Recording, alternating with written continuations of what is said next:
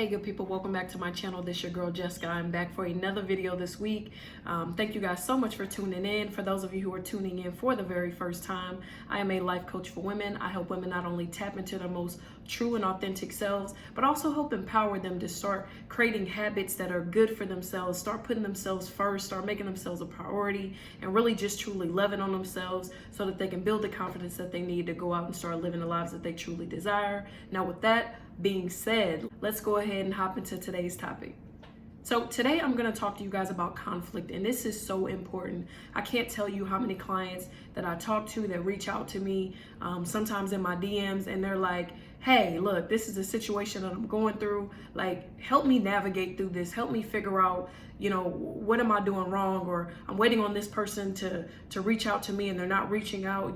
They were the ones in the wrong, or they did this and they did that. And what I always say at the end of the day is take a bird's eye view of that situation. Now, I will say with dealing with conflict, sometimes it can be extremely complicated, especially if you're talking about a romantic relationship. Everybody wants to be right.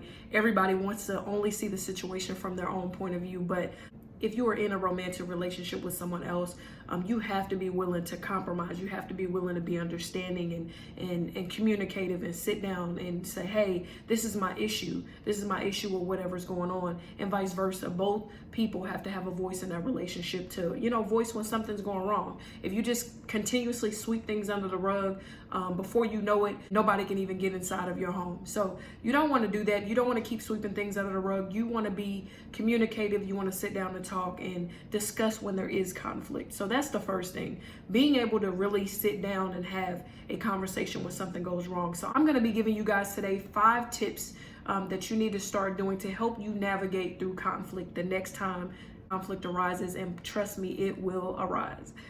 Number 1, it is perfectly fine if you don't want to talk about whatever the conflict is or whatever you're upset about right then and there. I can say personally for myself, I won't typically have a conversation right in the moment of me being upset. Maybe I'm on the phone and someone says something I don't like, or I'm at an event or a function or something like that, and my partner does something that I don't like.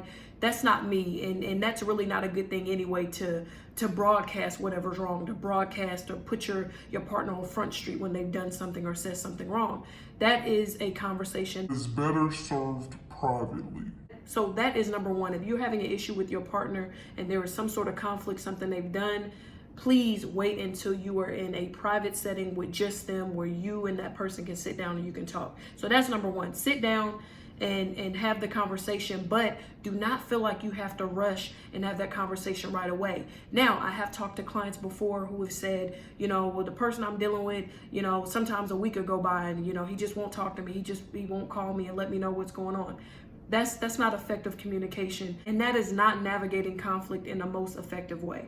If you have an issue with someone, yes, it's okay to take that time, because sometimes in the moment, if you say what you're thinking right in that moment, it's not always going to come across the right way, and you don't want to meet frustration with frustration. You want to be able to really diffuse the situation. So it's fine. Take a little time to yourself. I would say 24 hours at most. If you really have to. But even if you do that, you need to reach out to your partner and you need to say, hey, shoot a quick text message. Hey, I am kind of upset about what happened earlier, or, I really didn't like the way the evening went. It's not something that I want to talk about right this moment. I kind of want to get my thoughts together, figure out, the best way to communicate how I'm feeling. And, I definitely give you a ring tomorrow. There's nothing wrong with that. That's perfectly fine. I would rather you do that than to do something right away and maybe something that sorry won't fix, which leads me into number 2. So if you are having some sort of issue, conflict with the person that you're seeing, the person that you're dating, don't act on impulse. Don't go and block them from everything, social media, and block the text messages, because I can promise you, you are going to feel different. When the dust settles, you are going to feel completely different. So it may be a few hours, it may be in the middle of the night, it may be the next morning. The next morning, you are going to have that moment where you're like, I'm upset with them, but I love them. I'm upset with them. They teed me off last night, but I love them. I miss that person. You miss that connection. You miss that communication. You miss their presence. So when that happens, you don't want to put yourself in a position where you've said the wrong thing, you've gone all off on them, sent a angry text message, or left an angry email, or angry voicemail, or something like that, or even worse, people going on social media. Look, I cannot tell you how horrible that is. You are going to ultimately put yourself in a position where that partner might not even want to deal with you after that. Don't put your stuff on social media. Don't put your personal business, your arguments and stuff. Don't try to put your man or your woman on blast via social media. It's the worst idea that you could ever come up with if you think that that's going to help your partner see where you're coming from. That's not it, sis. So don't do that. But again, avoid acting on impulse. Avoid acting on your emotions, because that's what's going on. Oftentimes people act in a more attacking way because their pride is hurt, or their ego is hurt, or their feelings are hurt. And so you tend to want to do something that you think is going to be drastic, that's going to hurt their feelings, that's going to, really, really stick it to them deep. But in the end, you really only end up hurting yourself. So don't do that. Avoid doing that at all costs. Number 3, sit them down and explain to them how you are feeling. Try to use words like I feel, I feel, or I felt upset because of what you said, at the party or the gathering last night. Or when you made the comment that you made, how I took it is blah, blah, blah, and explain what that is. Try to avoid saying things like you made me feel and you hurt me and you did this and you did that. Try to avoid using words like you, because oftentimes your partner can feel attacked. And if your partner starts to feel attacked, what do we often do? What do we often do in situations where we feel attacked? We defend, right?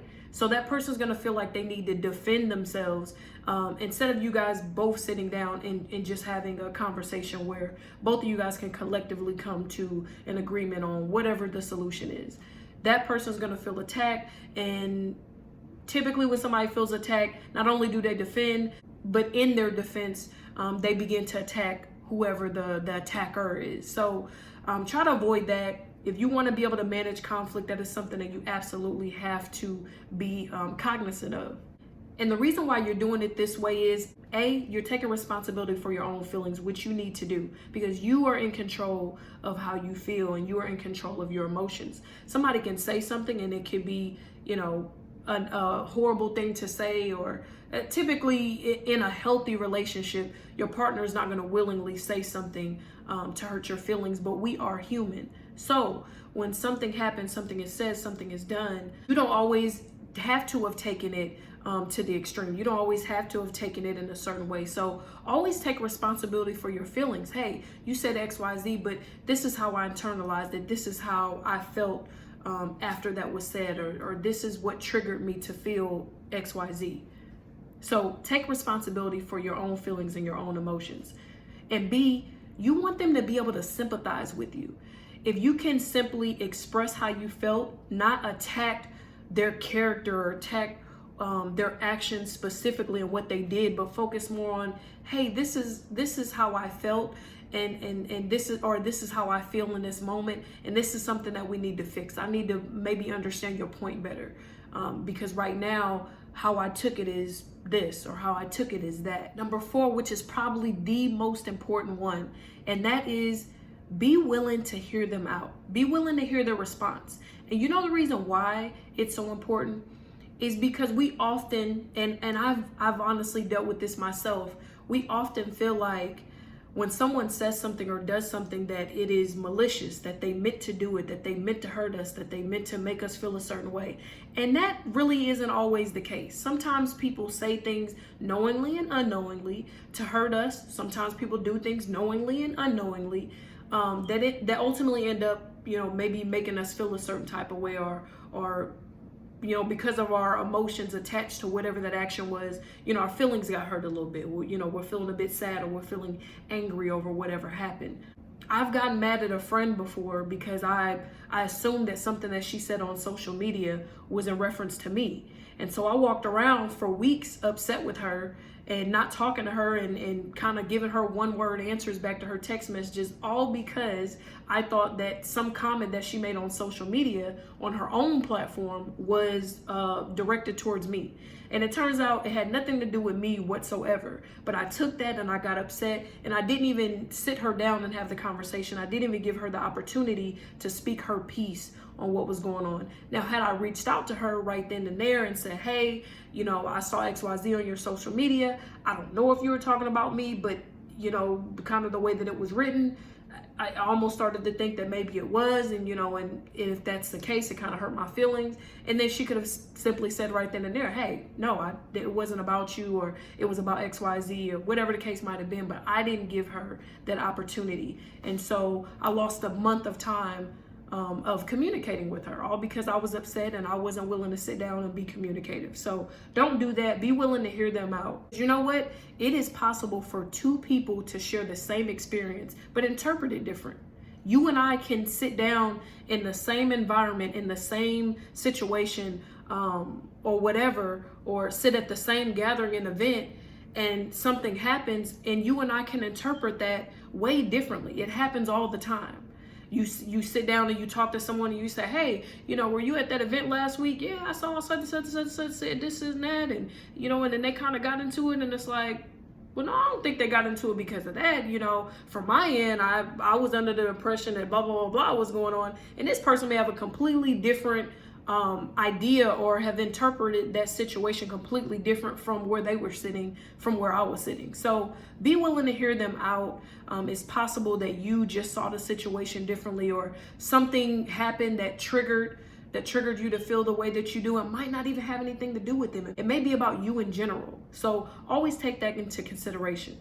And number 5, even more important than number 4, forgive and move forward. And do that without having to remind that person every single day and every chance you get that they did wrong.